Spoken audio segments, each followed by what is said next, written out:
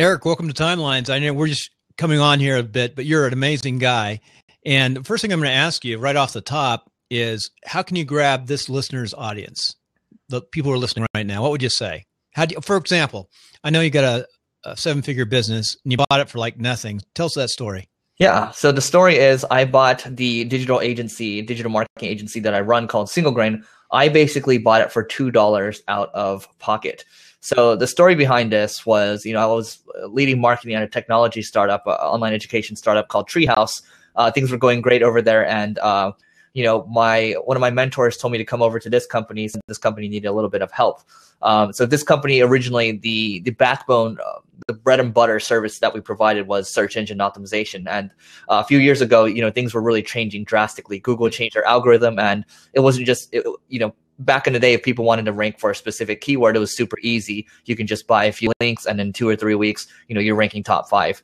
Not so anymore. So, I had to come in, change the business model. Long story short, the original founder decided, he was kind of getting, burnt out by it. He kind of wanted to go try new things. So, we sat down and we talked about it a little bit. And long story short, we were able to negotiate a deal where I paid $2 out of pocket to purchase this company. And then the rest of the payout was based on profits of the business. So really, there was really not much risk for me because if the company failed, I lose $2 at the end of the day. But I went from owning 10% of the company to owning 100% of the company in less than a year. Is that singlegrain.com? That's correct. Wow. Well, beautiful website, by the way. So tell us the story behind Single Grain. Let's go in more detail. By the way, you've got 2 companies. You've got not Treehouse. I pulled up Treehouse. I'm wearing a Treehouse shirt. You're wearing a Treehouse shirt. Let's talk about Single Grain. Tell me about Single Grain. Yeah, so Single Grain's an agency. We primarily help people with online marketing, so things such as paid advertising, whether it's Facebook ads, Google AdWords, Gmail ads, that type of stuff. And then we also get a lot of inquiries for other services too, and we have a lot of different partners that can fulfill other services. We've built up, especially me doing the podcast, I've built up kind of a Rolodex of relationships in the last few years. So it just makes things easy. I'm sure how that goes. Yeah. And then work with very fortunate enough to, the company started in the Bay Area and, work with a lot of different Fortune 500 companies and venture-backed startups. And, we are where we are today, went through a lot of struggles to get through, kind of what we went through with, the restructuring and all that when I first came aboard. So very, very happy. So you have another company too. It's called growtheverywhere.com. Yeah. So Growth Everywhere. I mean, that one, that started at the same time that I started Single Grain. And at the time, with podcasts, there weren't any marketing podcasts out there. And me coming from my background, I just thought it would be great if I could talk to different entrepreneurs, talk about how they grew their businesses. And, sometimes I'll talk to different executives and to be able to speak their language and kind of dissect, what they really mean by, when they throw, marketing lingo out there. I just wanted to pay it forward to people. And that's been growing on its own. Originally, I had no agenda behind it, but, the audience behind it, I find it's very engaging. People are very grateful. And, the plan behind that is to do a lot with it. We're building software right now. We have training courses. And I think all of it is kind of building, there's the agency too, but there's this marketing ecosystem where you can take people from zero to marketer and help them find a job, or you can take a company and then, get them into marketing services, whatever it is. It all kind of, goes round and round. So much has changed so fast. Yep. Okay, Eric, in the last year, a lot of things have changed. What have you seen as the biggest change, and what can we take advantage of those changes, especially in the digital world? I think one of the biggest changes would be around content. A lot more people are producing content nowadays, but the problem is the engagement is dropping because so much more people are producing it. But at the same time, a lot of people are producing all this content, but they don't realize that distribution is a huge part of it, because it doesn't matter, if you build a great piece of content, you can spend 4 weeks on it. But if people aren't coming to it, well, then you're not going to get the eyeballs on it. So people do a little, they don't really think about content promotion as much. I had a guy on my podcast, Derek Halpern. Guy has an email list of over 300,000 people. And he said, you should be spending 80% of your time on promoting content. So people, there's 2 different types of promotion, right? There's paid promotion, and then there is the manual promotion side of things. And it's really important to get those processes down, document them, and then hand it off to somebody to do, because it's not very black and white. And then now we have Facebook ads, we have all these different channels to use. It just makes sense to do it. So Right. There's a lot of different channels. So how do you propose on your programs and the growth process? What's the best direction we need to go? Shortcuts other than contracting it out. Shortcuts. Okay. So can you give me an example of what you're talking about? Well, you want to let's say I create some content. Let's say I'm creating a course online and I want to get that course out to people. What's the best way for me to get that out so I can start getting paid?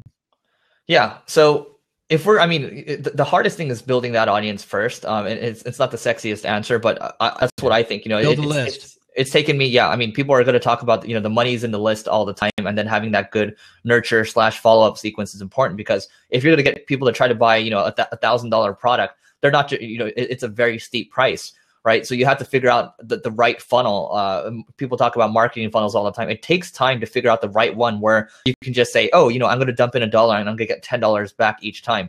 People talk about it all the time, but sometimes it can take months to get that really figured out and dialed in. Yeah, that's a good point. And that's really the guys who really making money figure out that, drop $1 in and get $2 out, that formula. But the list is important too.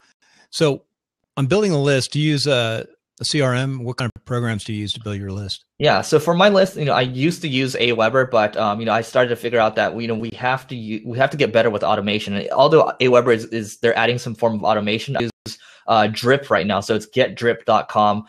They have they have tagging abilities, they have workflows that you would see in Infusionsoft, but it's not as confusing as Infusionsoft. So we use Drip and it's been great for us. I spent a year and a half on Infusionsoft. And I just downgraded. They're only charging me $99 now, but I'm actually moving off Infusionsoft slowly. What are you moving to? Well, I'm looking at some different platforms right now. And so I'm looking primarily at ActiveCampaign. Have you heard of them? Yes.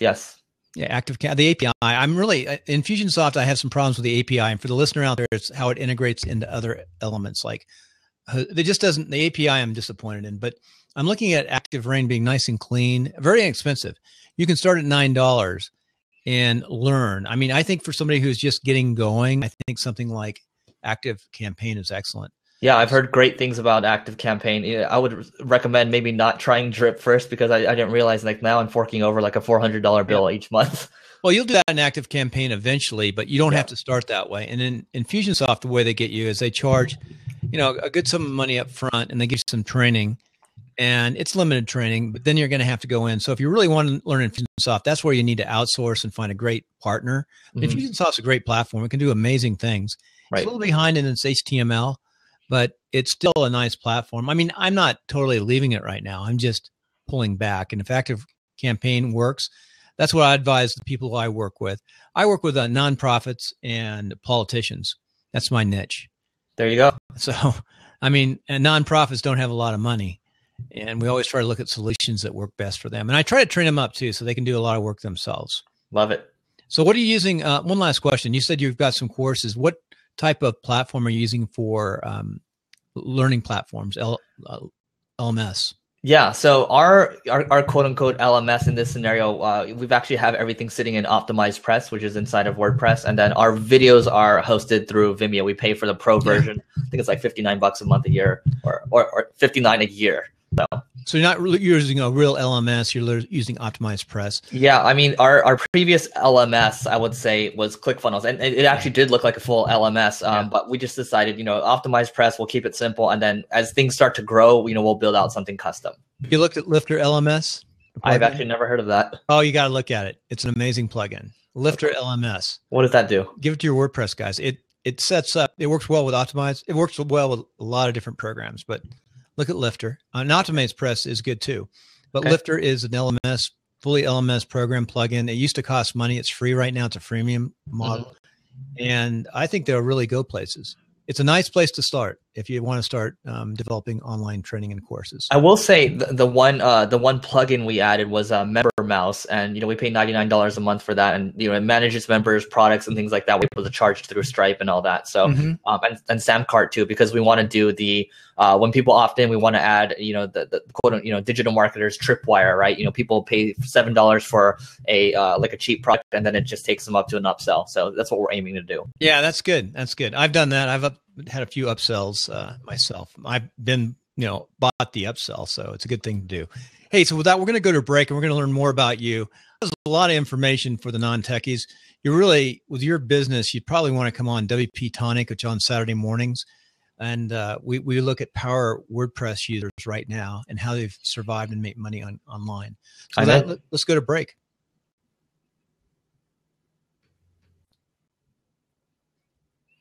Okay, Eric, we are back on. We're having a blab moment there on the break, but we were recording. And by the way, that little share the last 30 minutes, we both need to hit that when we have time because it'll put out a little blab onto our Twitter sites, which is really nice, the last 30 seconds. So don't forget to do that a couple of times during the show. All right. So now we're going to talk about you and your background. And we just talked a little bit about offline, your heritage is from Hong Kong, basically, and Taiwan, your parents. They met, and you ended up in California. You grew up. Where did you go to high school? Went to Arcadia High School. And then you ended up in San Diego going to school at the university. So what did you study at the university? I studied economics, and here's the thing. I never went to class. All the Asian students went to this thing called Econ Tutor, and then we studied notes, crammed for 2 weeks. We almost all of us got at least Bs. I've read a lot of books, and I've read about the Chinese culture, not the Chinese, but the Asian culture in in California. Very, very, very, very oriented towards education, a lot of traditional jobs, but education, a lot of education, and very competitive among the culture. Ultra competitive. Yeah, you got to do like a musical instrument and SATs and all that. If you don't get SATs, above a certain score, you don't get like 4.0s. Well, you're a failure in parents' eyes. I certainly did.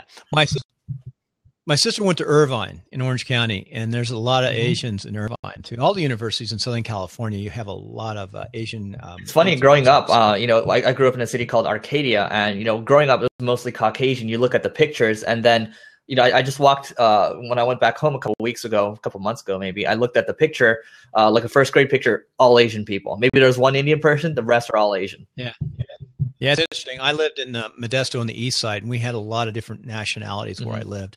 It was a commuter area, but it was professionals. So it was really interesting, our combination. But anyway, going into your background. So going forward, you got out of school, and how did you get into the business you're in? Did you work for a corporation? Yeah, you know what? It's funny. Mike Judge, Silicon Valley guy, creator of Silicon Valley, the show. I mean, he spoke at our commencement, and then he was talking about how when he graduated, he was sitting in a cube, and he was like, well, not sure if I can curse here, but he was like, well, fuck, this is it, huh? You can't cuss. I got to take it out. That's okay. Take it out. What happened was that's the same thing that happened to me. I ended up taking a data entry job, and it's like, wow, I paid all this money for college, and here I am doing data entry. I'm sitting in my cube. I'm like, this is it. This is it. And there's a guy that was 30 years old. I was 22 at the time, 23. 30 years old, graduated from Harvard, and he's working the same. He's doing the same thing I'm doing. I'm just like, this cannot be it. My friend, she instant messaged me, and she said, hey, you might find this internet marketing thing interesting. So long story short, looked at Craigslist, signed up for this free internship, and they grilled me for a free internship. They grilled the heck out of me. Ended up taking that, and I'm still really good friends with my internship boss to this day. So from that point on, never really looked back. So what was your first company? The first company that I joined? Yeah, the internship. Okay, that company is called Human Healthy Vending, but their main business now is called Snack Nation, which is healthy snack delivery, and they're actually doing very well. And then where'd you go from there? Actually, after that, I changed. So I picked up my first internet marketing job, and I changed jobs. I changed 5 jobs within the first year. And with Asian parents, they always want you to get security, they want you to get the benefits and all that type of stuff. And I just kept switching because once I felt like I hit a wall, I had to just keep. I had to move on. I had to keep growing, or else I'd just go crazy. Okay, I know you're an entrepreneur, and that's good. You got it in your blood, and you keep on charging, and time is important. So before we go into your life and success principles, what's your normal day like? Yeah, I mean, when I wake up, I have a routine that I stick with. I don't know if you want me to go through that, but yeah, go ahead. What's your day like? Yeah, I mean, probably get up 5:30, 6 a.m. Kind of go through goals in my head, and then I'll fill out this thing called a 5-minute journal. And, it talks about what you're grateful for, what you're going to do that day and all that. And then it gets the day off, to a good start. And then I'll weigh myself in the morning, then I'll head to the gym, and then I'll come out, and then I'll write 500 words. That's kind of been, the theme for the year of content. And then after that, I just start jumping into the day, knock out the first big priority, and then just, go down the list. I know you're a podcaster and you're not using your podcast mic, you're using the famous Yeti. So we're getting a little sound when you're tapping on the table. My bad. I got to give him a hard time because he's good. You're good. I know. So driving on, let's go into success and life principles. First one's grit. What does that mean to you? When I look at myself, I mean, it's not like, people are like, oh, you're doing this, you're doing all these great things. And I don't think it takes a special person to do this type of stuff. I just think it takes grit and determination. Oftentimes the people that are quote unquote not successful are the people that give up too early. And I think you either need to keep powering through it and then you power through maybe to failure. But if you keep, powering through it, you're going to learn from the failures and you're just going to move on. And I think that's probably the biggest thing I can tell myself. It's not like you need to be smart or anything. You just need to have more persistence and grit than other people. Now, I take it you don't have a family yet. No. And you have a girlfriend? No, steady girlfriend. Never know what questions you'll be asked. So you got a different situation. You have, and I know your family and your background. So you have a situation now where you can really power through. It doesn't take you much to operate. You can always pull back. If you had to work for somebody, you could work for somebody and still side hustle, come right back into it. But if you've got a family, it's a different story. If you're a little older, you've got to keep the revenues coming in. But you got to be passionate. You got to work hard. So how hard do you work? How hard have you worked to get where you are? Yeah, I mean, to me, these past few years, I'm not putting in like, crazy like 15, 16-hour days, but, to me, the whole thing's a game. I enjoy doing it. Probably working at least 10 hours a day, 11 hours a day. But to me, it's always on. You're always thinking about the business, and I'm sure you're the same way as well. What new ideas can I implement? What do I have here? Who can I talk to? All that type of stuff. So it's always on for me. And I'm sure it's going to have to change in a few years. I was a reservist and I had to go back in the military a few times. That's where my only traditional work has been, is in the military. But when that's the, I guess if there's a negative about being an entrepreneur or being in this business, is it never turns off. You're always thinking, and you've got great ideas. It's a curse. It's a curse. It's a curse. You're right. But I guess that's pro and con, but it definitely, and people don't understand that. And your time, there's never really time off. It's hard to explain that, because if you have a normal job, you're working at your vacations, that's great. But that vacation time, if you're your own business, is like opportunity. It's not always, 100% off. I mean, just yesterday, I was just trying to enjoy, House of Cards, but then I'm just like, oh, here's another idea here. I'm going to take out my phone. And then it's like going on and I'm not paying attention to 50% of it. So, yeah. In politics and I said nonprofits are some of our clientele. And right now it's political season. So it's like really not off. So anyway, learning is your second point. Yeah. I mean, working at an online education startup, I mean, you look at guys like Warren Buffett, they're reading, probably 8 hours a day or more. And there's just so much more to learn every single day. There's new stuff going on. I mean, Blab, I've never even tried out Blab until today. People are talking about all these new things, new technologies and all that, and artificial intelligence. So it's just important to keep up, because that's where the world is going. And especially if, like, I'm doing marketing, I have to pay attention to where the eyes are, and I have to understand these new technologies. Well, you and Gary Vee have a couple things in common. He had his first Blab today too. But you're doing better than Gary Vee. I have this little course, and I didn't know if I wanted to launch it or not. It's called ublabcast. I mean, not ublabcast. I have that too. ublabcast.com is one of my experimental sites. Go to it sometime. It just shows you. It's fully automated. I don't do anything. It just sort of happens off this Blab. I'm playing around with some automation systems. I love it. But Gary Vee, it's a little slow on loading. I've got 3 platforms. That's in my lowest level of support in my servers. But Gary Vee was on today, and I realized he needs my course, which is the new one, which is School of Blab, because it's real basics. It's like, how do you do what we're doing? How do you get the light in your face like you have? So Gary Vee was backlit, and he was like, his sound was okay, but he just wasn't there for presentation. I'm a little bad today too. I've got the dark eyes. I think you got to hit Gary Vee on the Twitters, because he responds sometimes.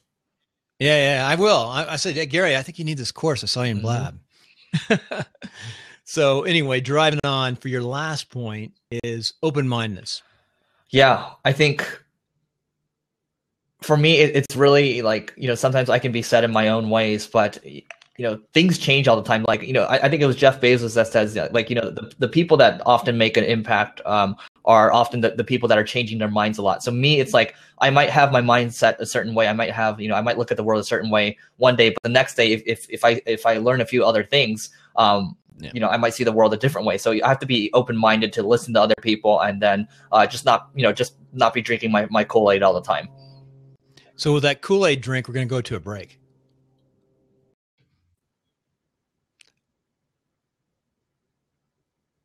Okay, Eric, we're coming back off the break. We've drank the Kool-Aid and we're all good to go. So finishing up, we want to know, how can the listener get a hold of you? Yeah, if you look at my little image over there, Snapchat's probably the best way, because I drop, I try to drop as much knowledge as I can around business, but it's Eric OSIU growth. So you can see my little name right there. Just add growth to the end of it, and then you can add me on Snapchat. Okay, and we'll also have this on timelinesofsuccess.com, episode, I think it's 237, but it could be 236. Sorry about that, folks. Anyway, there's a story behind 236 and 237. You didn't hear that on the break. And then driving on, how can the listener help you? And we'll give us a commercial too. Yeah, I mean, probably the best, well, I guess, helping me help you is going to Growth Everywhere, subscribing to the podcast, and giving me feedback on it. I think that would be helpful, because I'm always looking for new ways to improve it. I'm always trying to make the experience better for everyone. Very good, very good. And one last question. This is an important question. You grew up in Southern California most of your life, it sounds like. Mm-hmm. By the beach and schools, and great place to grow up. But in Southern California, what's your favorite food? That's a good one. My all-time favorite food is Italian food. I get sick of growing up around all the Asian food all the time, so I love Italian food. Oh, wow. That's different. The tacos are good down there too.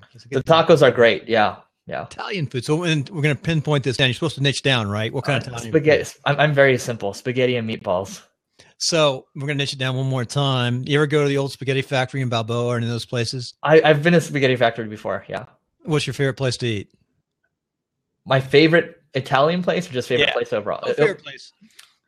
There's this Italian place, and this changes all the time, every month or so, but there's this place called Locanda Positano or something. That's in Marina del Rey. It's probably the best Italian place in Los Angeles. So if you're ever back in Los Angeles, if anybody visits Los Angeles, check that out. I think it's the best. Marina del Rey is a nice place too. It's a nice place to go. Well, with that, we're going to take a pause, and we'll come back and open it up to our Blab audience to see if they have some questions. And don't forget, let's go send out right now during the pause to share the last 30 seconds. And thank you for coming on, Eric. That's the end of the podcast. Yeah. All right. Just shared it.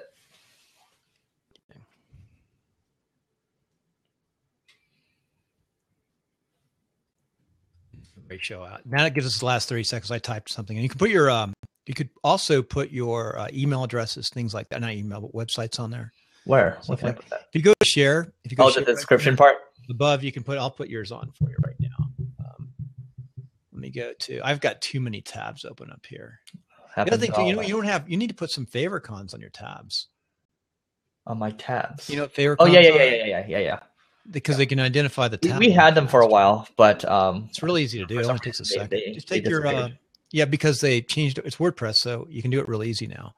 You can just take your little growth logo, green. I like your colors too. Let me look at your websites. I'm gonna open this up if anybody has any questions out there. See if anybody comes in. So you've got, what are you doing? Well, I should ask you, what are you doing with your money? You know what? It's honestly, my thing right now is like, why do I need the money, right? My thesis is, well, not my thesis, but my goal. I've read this book called The Billionaire Who Wasn't. Mm-hmm. So this guy Chuck Feeney ends up giving away $6 billion, and I'm just like, if I could give away 1% of that, 60 million, that would be a fun. Growing up playing a lot of games, right? That's a fun game to me. So don't really need cash right now. I just keep reinvesting it into new opportunities, and just staying where I'm at. It's not a big deal at all. Your overhead can't be that much. How close are you to the ocean? I'm actually only like 5-10 minutes away from the ocean. Okay. So, I see a lot of folks. I actually have to talk to Mike today. Mike Sheen and I do the daily scam. Oh no, the weekly scam. Excuse me. Daily scam would be good too. Weekly. I couldn't get that address. I was really scared about really concerned about that name, but we've turned it into like we're rating products basically, and are they a scam or not? Okay, and just hoping we don't get sued. So tell me about the biggest scam you've rated on there. Oh, I gotta look. We just started. It's got 4 shows, but another thing I do too, I've developed a process for podcasting. I put 7 shows. I put different shows on the same RSS feed, and then when they start getting some traction, I put them on their own RSS feed. So we just broke another one off. So it's on the big. I like that. It's kind of interesting. I think it's a very good thing to do. Also, the $5 evergreen RSS feed is good too, where you make like a course and then shoot it down to 5 course. You make it evergreen for a while. Yeah, that's what I am gonna. I've started doing some email courses with all the content I put out, and I am planning to make them into podcasts too. It just makes sense to repurpose after doing all of these. Yeah, repurpose. I just listened to I think it was a podcast. I want to get them on. We have a lot of writers on, so on our WordPress site, we'll define you as an entrepreneur or online guy. But I also have a lot of writers and authors, and I learned a way to write a book, and just start with a tweet. Create a tweet every day and build your outline and then fill it in and then build a blog and then write your book. I just started writing a book. And that actually sounds like a good idea. I've been experimenting with all these ways. Pat Flynn had a really smart process where he does Post-it notes and he just like vomits all his ideas on there. And then literally what he does is he dictates into Rev. And, and then he just like distills all the ideas afterwards. Because I was writing and I was just like, this seems too professional. It doesn't sound like me because I keep trying to edit it. So that's my problem too. Yeah. I think he does his notes though, and he hands them over to somebody to clean all up, and he's got enough money. He makes like $100,000 a month now. Yeah. Yeah. But a lot of money. Or something like that. 80 to 100, something like that. I don't know what his net is, but he makes a ton of money. That's a good way to do it. You got to write something, writing a book and getting it out there. Mm-hmm. So in your age it's really nice to live where you live in Southern Cal, and you're a podcaster. How did you learn to podcast? You do any courses? You just pick it up on your own? I actually, when I was looking, how to podcast, I just kept doing research. I mean, so my background's in SEO. It's pretty easy to do research. Yeah. And everything's easy to Google. So how do you get a background in SEO, and what's the best way to get good SEO? And we'll get you on WordPress, by the way. I want to get you on that WP Tonic on Saturday. Yeah. But one thing we do, we evaluate other people's sites. So you got to hang around Saturday morning. It's at 9:00, and we get a lot of people coming through that. And plus, your target audience is all WordPress people. Yeah. A lot of agency owners. Happy to help there. So what was your question again? Sorry. So SEO, tell us a little more about SEO and how you get great SEO. Yeah. I mean, when I first started learning SEO, there wasn't as many resources as there are nowadays, but I would say, Backlinko, that blog is great. My friend Brian Dean, he started an SEO blog 2 years ago, and it gets about 100K plus visitors a month, and it's top-notch content. Obviously, Quicksprout's good too from Neil Patel. What is it, Backlink? Backlink with O at the end. O is North. .com? Yes. Here, I'll drop it in. What I just dropped it in. This one. So I'll go back and pick my notes off of this. What's the other sites? I love this portion when we're not doing a podcast. Oh, Moz.com. Mm-hmm. So what are the tricks? How can I get quick SEO? I don't think there's any quick SEO. I think, SEO is content marketing nowadays, and it takes time to build up. But there is, and this gets a little technical, but if any of you use Google Search Console, you can go and look at, how do I make this not too technical? I guess I have to, but you can look at content that Google's giving you credit for. So they're giving you the impressions, they're showing the content, but it's not getting clicked through. So people aren't clicking on it, even though they're seeing it. Then at that point you can see that, hey, maybe you might need to improve the title to get more people to click through, or maybe you can improve the description. Say that again. So you're doing Google click through? Google Search Console. Okay. And then look for, I'm just going to write this in the chat right now. Just do that. It's the best thing to do, because that will all post automatically, which is nice. Look for posts that have high impressions but poor click-through rate. CD. Oh, I got to fix mine.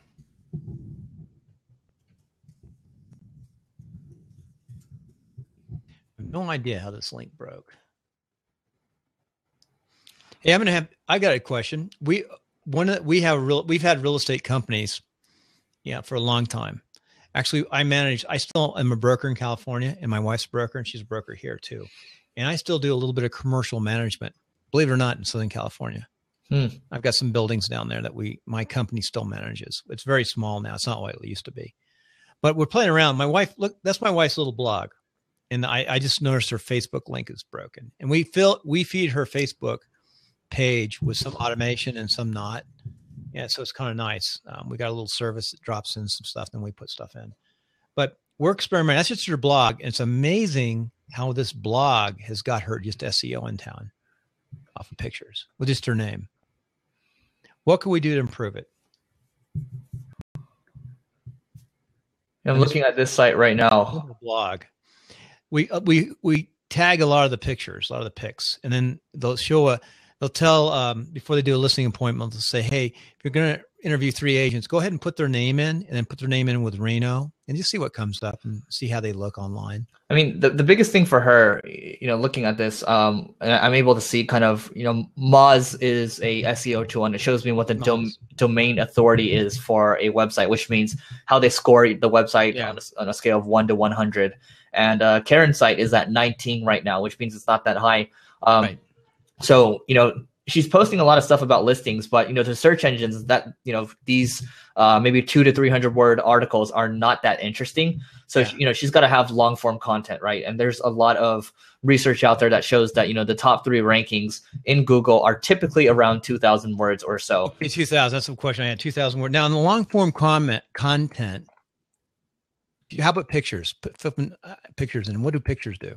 I mean, pictures are good if you add the alt tags. Yeah, we definitely do alt tags. Any tool you like to add extra alt tags with?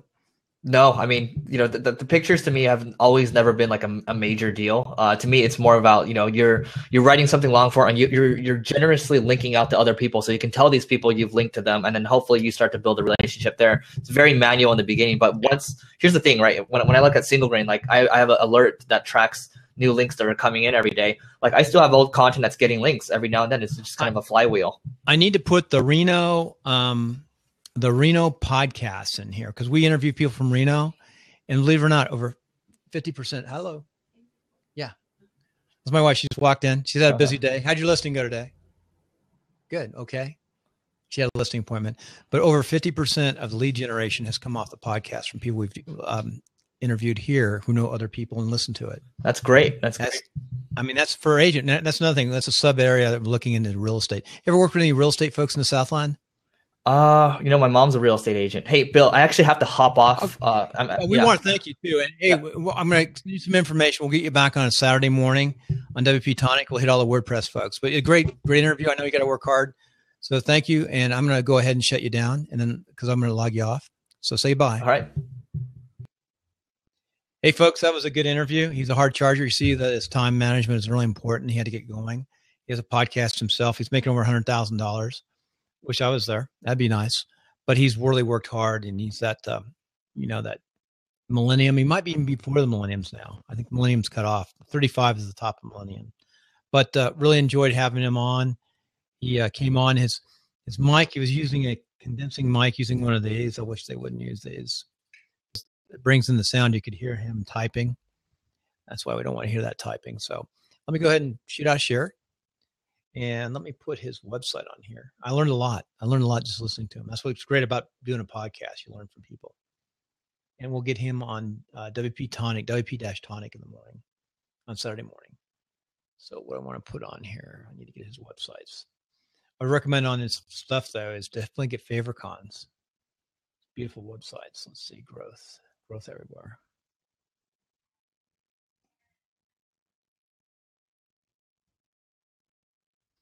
Yeah, I just shut that down. And we'll finish up the podcast. Thanks, everybody.